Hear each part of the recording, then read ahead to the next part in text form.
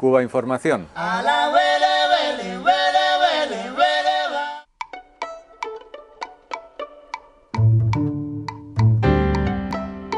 Vamos a charlar un rato con José Manuel Martín Medel. Él es periodista. Durante un cierto tiempo estuviste como corresponsal en Cuba. 4 años. 4 años de televisión española. ¿Cómo funciona? Bueno, ¿cómo funciona el tema de los corresponsales en televisión española? ¿Tú eliges destino, te mandan?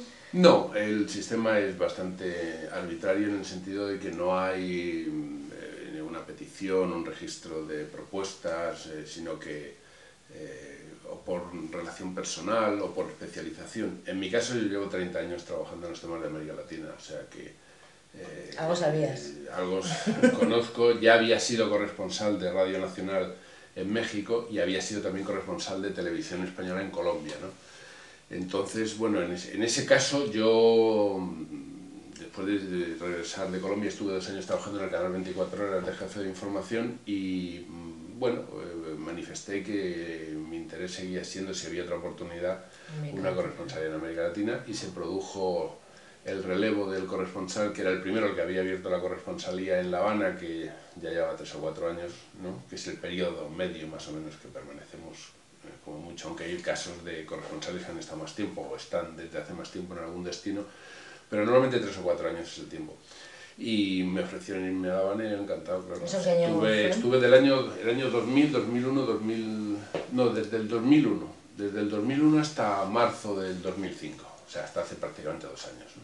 O sea, que hasta, prácticamente, por las fechas que me dices, la persona que te predececió a ti, digamos que inauguró la corresponsalía, que se abrió en el 97, me parece que fue más o menos. O sea, que antes no en había en torno a la visita, la famosa y polémica visita del Papa, ¿no? Claro, a partir de ahí es cuando se crea exactamente, la corresponsalía, sí. Y hasta entonces no existía. No, hasta entonces la única televisión que tenía corresponsal fijo en La Habana era la CNN, la estadounidense, ¿no? Había corresponsales, como sigue habiendo, de agencias de noticias, periódicos, pero televisión como tal era la CNN, ¿no? Y la segunda fue Televisión Española. Imagino que, no sé si es muy nutrida, por lo que dices parece que no, la clase periodística. Hay muchos, ahora sí hay muchas corresponsalías, ¿no? Es decir, por ejemplo, en estos momentos, como corresponsales de medios españoles, está Televisión Española, la agencia EFE, que es la que más tiempo lleva, y tiene corresponsales fijos también El País y El Mundo. Y luego hay otros medios que tienen corresponsales o colaboradores, ¿no? Pero así como corresponsalías son Televisión Española, la agencia EFE, El Mundo y El País, ¿no? En principio trabajas para informativos, básicamente, ¿no? Yo trabajaba para Televisión Española y Radio Nacional de España, era corresponsal de los dos, y trabajaba para todos los canales, es decir, tanto los informativos como, dentro de los informativos, los reportajes, los 2 canales que se emiten para España, el canal internacional, el canal 24 Horas, que se emite para todo el mundo. Y luego, bueno, hacíamos la corresponsalía, hace también cosas, hacíamos cuando estaba yo y hace el que está ahora y hacía el que estaba antes que yo, pues todo tipo de producciones para todo tipo de programas, deportes, entretenimiento, cultura, ¿no? O sea, es un trabajo, y además en mi época hicimos un esfuerzo grande para enviar el máximo de información posible, de manera que llegase información de Cuba no solamente del tema político, claro, ¿no? Sino el tema económico, el tema cultural, social, como te digo, deportivo, científico, todo lo que entretenimiento, todo lo que pudiéramos hacer, y para salir en distintos soportes de la programación de Radio y Televisión Española, de manera que hubiera una información lo más constante posible y lo más variada, que no se centrara en los tópicos habituales sobre la información de Cuba, que solamente se polariza para otros medios cuando hay crisis de cualquier tipo, ya sea política o sea meteorológica, en el caso de un huracán, ¿no? Sí, un desastre, cosas así. Claro. Como periodista, ¿conocías Cuba? Sí, yo estuve, digamos, personalmente por mi cuenta la primera vez en Cuba en el año 82. En el año 88 estuve viviendo 3 meses porque fui el primer periodista español que hizo un curso que se sigue haciendo todos los años en el Instituto Internacional de Periodismo José Martí, donde van, no sé cómo funciona ahora, pero por el tiempo que yo lo conocí, cada año van un periodista de cada país de América Latina, incluida España. Entonces es una experiencia que está muy bien porque los periodistas latinoamericanos y españoles nos conocemos entre sí, porque tenemos una oportunidad de conocer Cuba más a fondo, ¿no? Porque se mezclan digamos, las clases o las sesiones profesionales con viajes y visitas en la isla, y eso fue una experiencia estupenda. Estuve tres meses. Y luego, del año 90 al 92, estuve de corresponsal en México de Radio Nacional de España, y entonces se cubría desde México, Centroamérica y el Caribe. Y iba muy a menudo a Cuba, pero claro, no es lo mismo ir con frecuencia, aunque sea muy a menudo a Cuba, que vivir allí casi permanentemente durante 4 años, porque aunque desde Cuba también hicimos algunas coberturas en Centroamérica o Haití, República Dominicana, Puerto Rico, pero normalmente el trabajo en un 95% era sobre Cuba, ¿no? Y además intentábamos que fuera así porque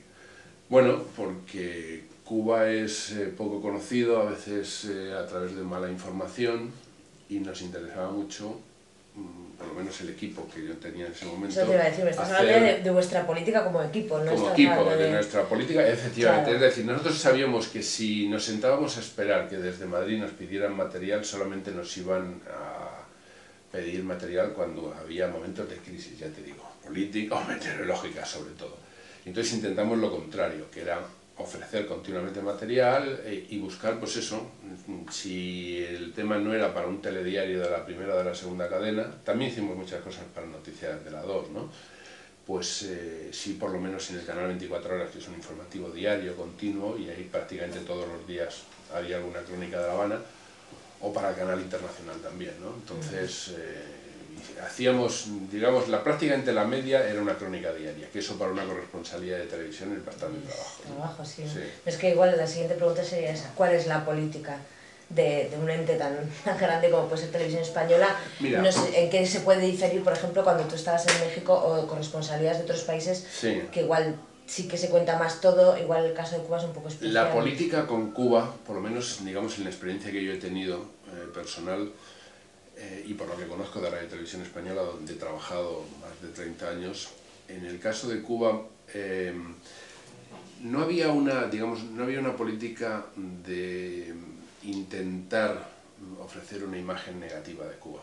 Había más una actitud de cuanto menos información mejor, y ocuparse de Cuba solamente en los momentos de alta temperatura informativa. Entonces nosotros intentamos un poco modificar eso, y que hubiera una costumbre de que de Cuba había información todos los días, ya fuera deportiva, económica, política, cultural, de todo tipo, ¿no? Y eso fue lo que hicimos. Pero la política en general, luego, después ha vuelto a bajar la cantidad de información. La política sobre Cuba es poca información, ¿no? Digamos como si se sintiera que es un tema complicado, y que cuanto menos tengan que tomar decisiones sobre esa cuestión, mejor. Entonces, en las corresponsalías, digamos, realmente como debería funcionar una radio y televisión pública sería con unos criterios y una política, sobre todo hacia América Latina, de seguimiento, de interés.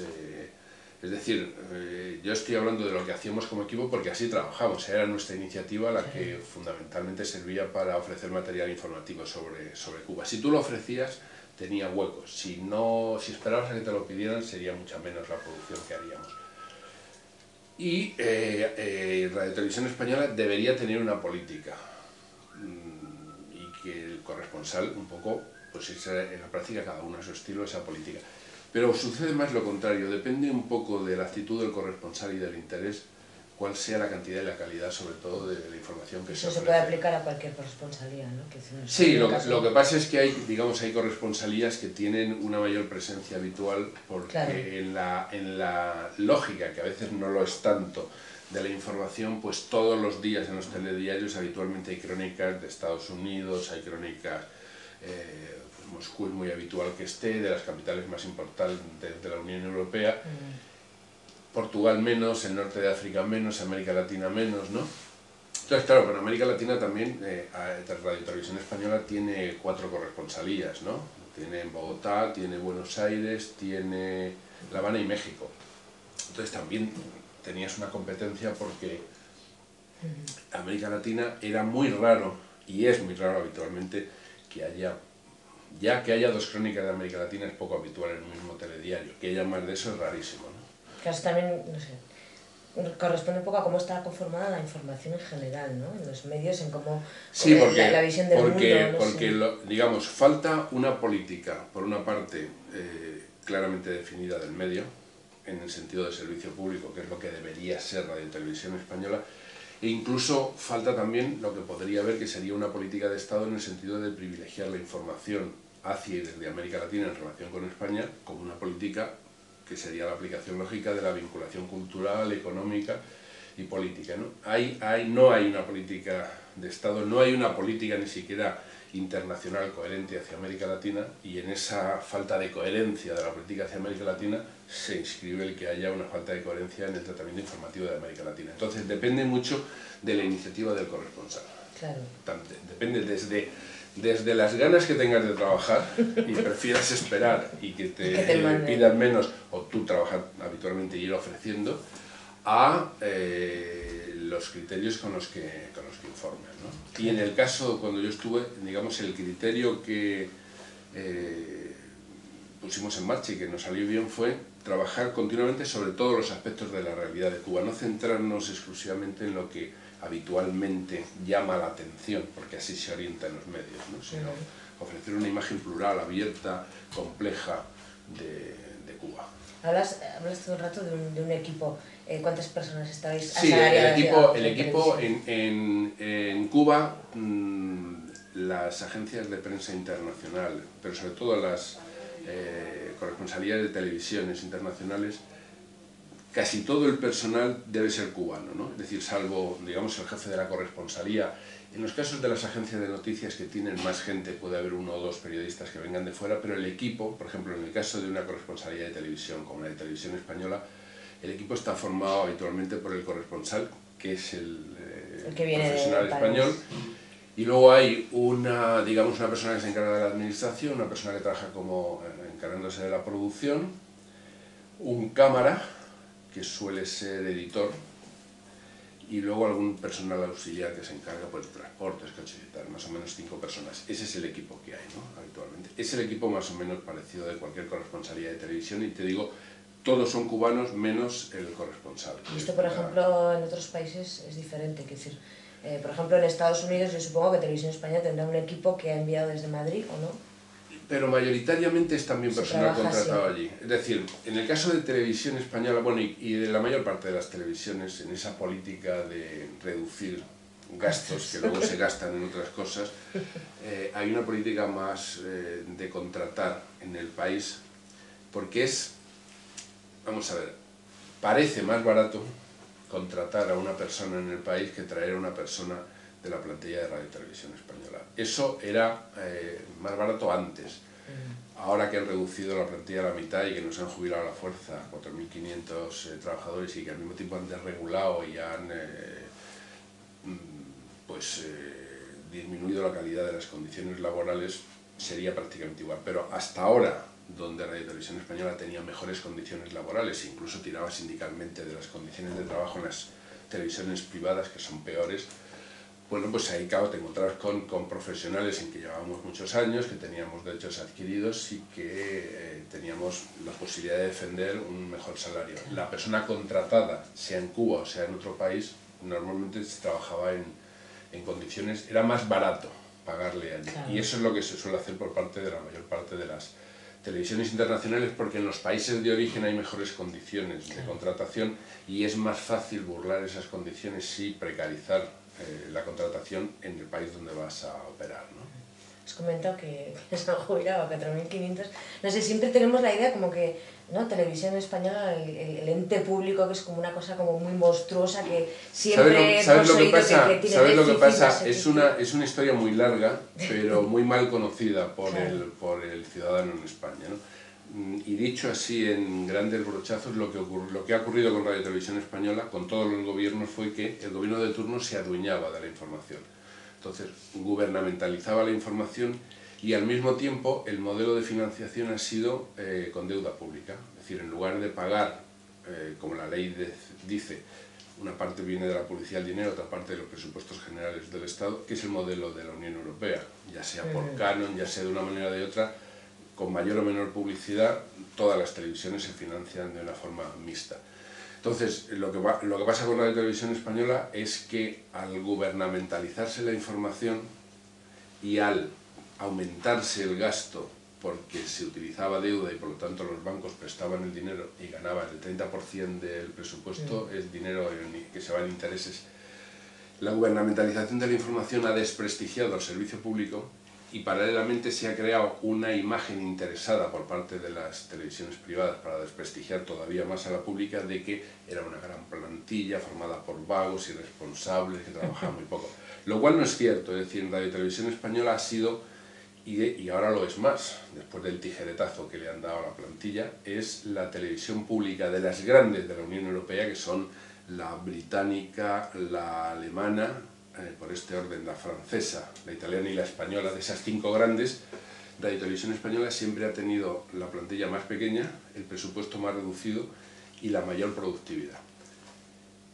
Radio Televisión Española tenía, desde la época en que solamente había una televisión en España, una plantilla de aproximadamente 13.000 trabajadores. En el primer periodo de gobierno socialista con Felipe González echaron a los primeros 4.000, se quedó reducida la plantilla a 9.000 y ahora con 4.500 y alguna contratación que se ha hecho para compensar el desequilibrio interno producido por un recorte de plantilla solo con criterio de edad, se han echado a los viejos de 50 años para arriba, pues se ha quedado descompensada, ha tenido que contratar unos pocos. Pero la plantilla en estos momentos está alrededor de los 5.000 y pico trabajadores. Para que te hagas una idea, la alemana tiene 40.000, la británica tiene, la famosa BBC, 20 y tantos mil, unos 15 debe tener la francesa y 10 o 12.000 la italiana. Entonces, la española es mentira que sea muy grande la plantilla, es mentira que estuviera arruinada, mentira. O sea, lo que había era una deuda del Estado con Radio Televisión Española, no de Radio Televisión Española, pero como estaba desprestigiada porque la información estaba gubernamentalizada y se había creado la imagen de la mala gestión económica, cuando se ha dado esta imagen ya es muy difícil pelear contra ella en la opinión pública. Entonces, al anunciar que se cortaba por la mitad de la plantilla y se jubilaba a la fuerza a los mayores de 50 años, se ha presentado como un ahorro, lo cual es mentira, porque el dinero sale de la misma caja común, es decir, a mí, trabajando, me paga Radio Televisión Española, que es una empresa pública. Prejubilado o jubilado a la fuerza, me paga la Seguridad Social, pero el dinero sale de los presupuestos generales del Estado, claro. O sea que hay un ahorro contable. Al hacer las cuentas de Radio Televisión Española sale menos dinero, claro. Pero en las cuentas generales del Estado el gasto es el mismo, o sea que es mentira. Los expedientes de regulación de empleo ahorran gasto cuando es una empresa privada que traslada al dinero público el peso de la plantilla que se quita de encima, pero en el caso de una empresa pública simplemente te pagan de distinto cajón, pero el armario económico es el mismo, ¿no? Claro, de todas maneras, bueno, claro. Entonces ahora lo que ha pasado es que al reducir la plantilla a la mitad, Radio Televisión Española pierde capacidad de producción y no puede competir con las privadas, que es el objetivo de esta reforma. Como ni el PP ni el PSOE de verdad creen en la Radio Televisión Pública, pero no la pueden privatizar porque la Constitución la define como un servicio público esencial, el servicio público de radio y televisión, y la Constitución prohíbe privatizarlo, lo que han hecho es jibarizarlo, convertirlo en un bonsai, hacerlo pequeñito para que no compita y entonces se traslade audiencia y publicidad a las privadas. Y de hecho ahora las privadas están planteando la segunda batalla, que es reducir la cuota de publicidad que contrata Radio Televisión Española, ¿no? La legislación dice que solamente se pueden emitir 12 minutos de cada hora en publicidad y ahora lo que pretenden las privadas es que Televisión Española se quede en 9 minutos para que también recaude menos. Medios... Y la producción de programas está externalizada, o sea, son todas producciones externas las que lo hacen, con lo cual es más caro. Es más caro como producto que si se produjera con gente de plantilla, pero sobre todo son empresas que explotan a los que trabajan en esas productoras privadas con jornadas más largas, peores sueldos y peores condiciones laborales en general que la de los trabajadores de Radio y Televisión Española. Y además, digamos, los que llevábamos ya mucho tiempo en la empresa, en un porcentaje no muy alto, pero sí significativo, estábamos más identificados con la idea del servicio público y hemos defendido, hemos peleado porque teníamos mejores condiciones en el sentido de que era más difícil despedirnos. Entonces también se han quitado de encima a los dinosaurios pesados que insistían en la defensa del servicio público. Ahora, quiero decirte, En el puesto de trabajo, que bueno, se amortizan el 30% de los puestos de trabajo, pero los que nos sustituyen, digamos, gente más joven a los que les pagan peor, llegan los mileuristas por primera vez a Radio Televisión Española, y además les crean unas condiciones de precarización que aumentan la jornada laboral, disminuyen los salarios, recortan los derechos sindicales, facilitan el despido y tienen menos capacidad de defenderse a la hora de pelear por una auténtica radiotelevisión pública, con lo cual se deteriora la capacidad de competir, la capacidad de producir y la capacidad de defender el servicio público. Es decir, es una auténtica barbaridad, es el mayor atentado contra un servicio público desde las primeras elecciones democráticas en el 77, ¿no? Es como si dijeran que para mejorar la sanidad pública habría que despedir a la mitad de los médicos, ¿no? O privatizar. O privatizarlo, claro. Pero en el caso de la radio y la televisión no se puede privatizar, Claro. ¿no? La Constitución lo buscar impide. otras vías. No se puede ni siquiera buscar fórmulas como la de las fundaciones para los hospitales, o sí se ha privatizado en el sentido de que al sacar fuera la producción de programas se lo das a empresas. Eso sí, ¿no? La externalización es una manera de privatizar, ¿no? Pero también la ley actual prohíbe que los informativos se privatice la producción, se tiene que hacer dentro de la empresa. Claro. Por eso los informativos son los únicos que todavía tienen capacidad de competir, y de hecho Antena 3, Telecinco y Televisión Española están prácticamente empatados, ¿no? Claro, yo también, cuando hablas tú de que se pierde en calidad, ahí supongo que también tendrá que ver, aunque tú has hablado sobre todo de los aspectos laborales, la experiencia, es decir, o sea, cargarte a Hombre, gente de 50 años para arriba, evidentemente vas a entrar con gente mileurista que sí, que tiene menos experiencia y menos preparación también. Evidentemente en la radio y televisión no sucede como en la minería o en la industria pesada, que la edad supone un hándicap a la hora de aguantar trabajos de cierta dureza. En la radio y la televisión, al contrario, un profesional de 50 años tiene todavía por delante 10 o 15 de absoluto rendimiento, ¿no? Y hombre, a los que nos han jubilado a la fuerza, no es que seamos más listos, pero somos gente que tuvimos la suerte que con 20 y poco años empezamos a trabajar en radio y televisión, cuando en la radio sí competía, pero en la televisión había una sola, y vivir todo el proceso de la transición a la democracia, con lo cual o éramos muy torpes o algo hemos tenido que aprender después de 30 años de trabajar en el medio audiovisual más importante, ¿no? Y de hecho ese fue el banco del que salieron, la cantera del que salieron profesionales, claro, tanto para la radio privada como para la televisión comercial, ¿no? Otra cosa. No. Y otra cosa de la que también se ha, por lo menos no sé si es más o menos interesado, pero también en muchos medios, cuando se habla del ente público, se suele hablar también que supongo que esto también depende del gobierno de turno, de la estrategia de funcionar como empresa privada siendo un espacio público. Me refiero a todo el tema de las contraprogramaciones, la publicidad, bueno, todo esto sí, que se suele, mira, que las cadenas privadas por lo menos siempre se han quejado de eso, ¿no? Ahí hay una historia perversa, que es cuando Televisión Española era la única televisión estatal, se pidió que para democratizar la oferta audiovisual se legalizaran las televisiones privadas, ¿no? Primero fueron las autonómicas, que eran públicas también, pero luego las privadas. Bien. Una vez que las privadas se instalaron y ya había Televisión Española y un par de televisiones grandes, y si incluimos a Canal Plus eran 3, y ya había una competencia, entonces, a partir de ese momento, las televisiones comerciales empezaron a quejarse de lo que ellos llaman la competencia desleal, que es pero la ley lo establece, que Radio Televisión Española se financia con publicidad y dinero de los presupuestos generales del Estado, que es como se financian todas las televisiones en Europa.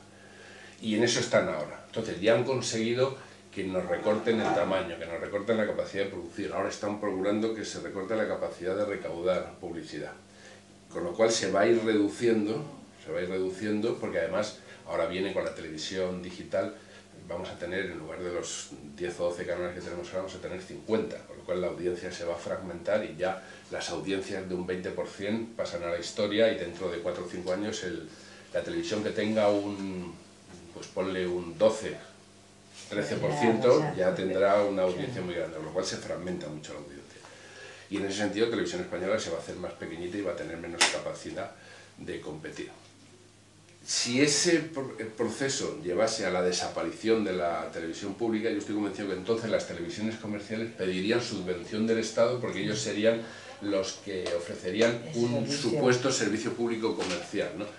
Es decir, que es una pelea ni siquiera ideológica, porque no se atreven a discutir que el servicio público en la comunicación es tan importante para la calidad de la democracia como el servicio público en la educación o en la sanidad, ¿no? Sino que lo que tratan es de argumentar que dentro del mercado se debe limitar a la radio y televisión pública, en beneficio del negocio de las comerciales, y eso es lo que está ocurriendo. Y de hecho, ahora, con esta operación, que yo llamo, insisto, en la jibarización de Radio y Televisión Española, tiene además un coste económico de locura, porque como durante muchos años no pagó el Estado lo que por ley tenía que poner cada año para financiar Radio y Televisión Española, sino que autorizaba a que la empresa se endeudara, se ha acumulado una deuda de 7.000 millones de euros, que no es una deuda de Televisión Española, es una deuda del Estado con Televisión Española. Es decir, es como si a ti tu empresa no te paga el sueldo cada mes, te dice, no, pero pide un crédito al Banco de Santander que yo lo avalo. Al cabo de 10 años el banco te dirá, yo, usted me debe aquí una cantidad de dinero. Y dice, no, yo no se lo debo, se lo debe mi empresa que no me paga a mí, que es la que asume la deuda. Ese es el caso. Y con eso se ha creado la imagen de la quiebra económica de Radio y Televisión Española.